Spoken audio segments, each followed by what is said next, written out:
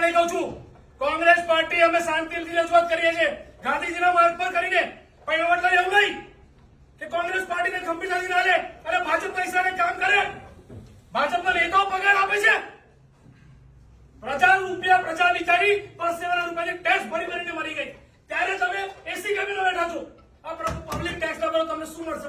તો બને તમે પગાર કોને પૈસા મળે છે? એટલે તમે ભાજપ સાથે મેળાપીપણામાં વડોદરામાં 54,000 મતદારો ના નામ અને એવા નોટિસ આપી છે કે જે નોટિસ નો મતલબ જ નથી. નોટિસ તમે બંચના બંચ ખરેખર કલેક્ટર સાહેબ અમને પ્રોમિસ કરેલી મીડિયાની સામે કહું છું, અને મીડિયા પર હતું તમે પણ હતા, તમે તે દિવસે રજૂઆતમાં હાજર હતા. અમે સાહેબને પૂછેલું કે આ જે લોકોએ વાંધા લીધા છે એનું તમે એની ક્રોનોલોજી શું છે, તમે કયા સ્ટેપ બાય સ્ટેપ કામ કરવાના છો? તો કલેક્ટર સાહેબે કીધેલું કે જેને વાંધો લીધો એને પહેલા બોલાવીશું. તો જેને વાંધા લીધા એનું હિયરિંગ તમે કર્યું તો એની હિયરિંગની કોપી અમને આપો, કારણ કે સીસીટીવી ના ફૂટેજ પણ અમે માંગ્યા હતા. એટલા માટે માંગીએ છીએ કે ભાઈ આ રાતોરાત આ ફોર્મ કોણ આપી ગયું? સીસીટીવી કેમેરા તો હોય ને. આ વડોદરા શહેરમાં એક બેયરની સામે નાની પત્રિકા બની હતી, ક્રાઇમ બ્રાન્ચ પોલીસ બધા જ કામે લાગી ગયા અને શોધી કાઢ્યું 24 કલાકમાં કે આ પત્રિકા કોને બનાવી.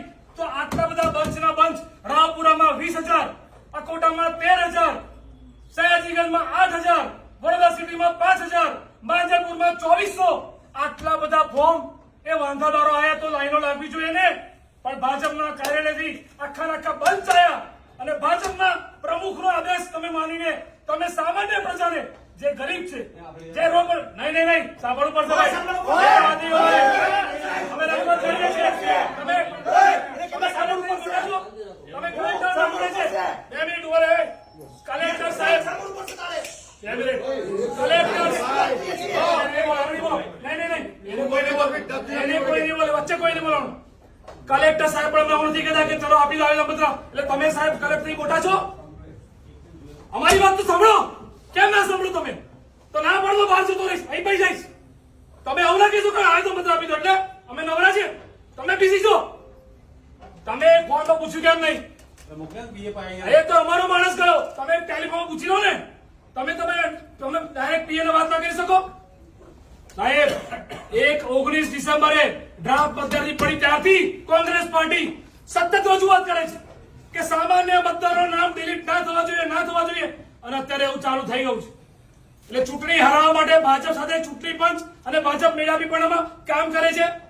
એવું ના હોય તો તમારે આવેદનપત્રમાં લખ્યું છે કે તમારે આ સિસ્ટમ કોણ લાવ્યું? ઇલેક્શન કમિશન કામ કરી રહ્યું છે.